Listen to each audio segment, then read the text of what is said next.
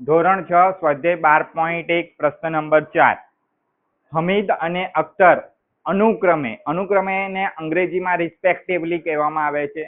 1 કલાકમાં 9 કિલોમીટર અને 12 કિલોમીટર અંતર કાપે છે. તો હમીદની ઝડપ અને અખ્તરની ઝડપ ગુણોત્તર શોધો.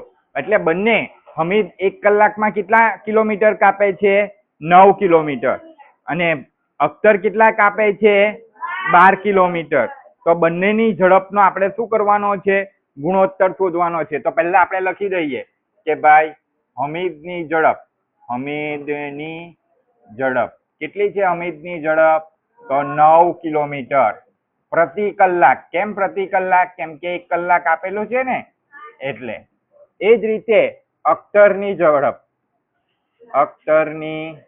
ઝડપ ધ્યાન આપજો. અખ્તરની ઝડપ કેટલી છે? 12 કિલોમીટર પ્રતિ કલાક. થઈ ગયું આટલું. હવે આ બંનેનો આપણે ગુણોત્તર શોધવાનો છે. બંનેનો પહેલા કોની ઝડપ કીધી છે? હમીદની ઝડપ અને અખ્તરની ઝડપ. એટલે હમીદની ઝડપ ઉપર આવશે. હમીદની ઝડપ છેદમાં અખ્તરની ઝડપ. થઈ ગયું? ચલો, હમીદની ઝડપ કેટલી છે? 9 કિલોમીટર પ્રતિ કલાક છે. જ્યારે અખ્તરની ઝડપ કેટલી છે? 12 કિલોમીટર પ્રતિ કલાક. તો આ બંને કોઈ ઘડિયામાં સાથે આવશે? વિચાર કરો. ચલો, કયા ઘડિયામાં સાથે આવે આ બંને? નહીં. ચલો, કયા ઘડિયામાં સાથે આવે બંને? બોલો. 9 અને 12 કયા ઘડિયામાં સાથે આવે?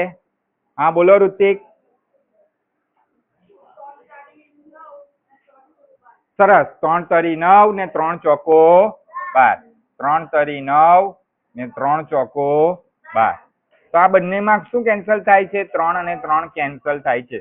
તો શું જવાબ આવે છે? 3/4. માટે આપણો ગુણોત્તર કેટલો આવ્યો? 3/4. તો એટલે લખી દેવાનું હમીદની અને અખ્તરની ઝડપનો ગુણોત્તર કેટલો છે? તો ગુણોત્તર બંનેનો કેટલો છે? તો બંનેનો છે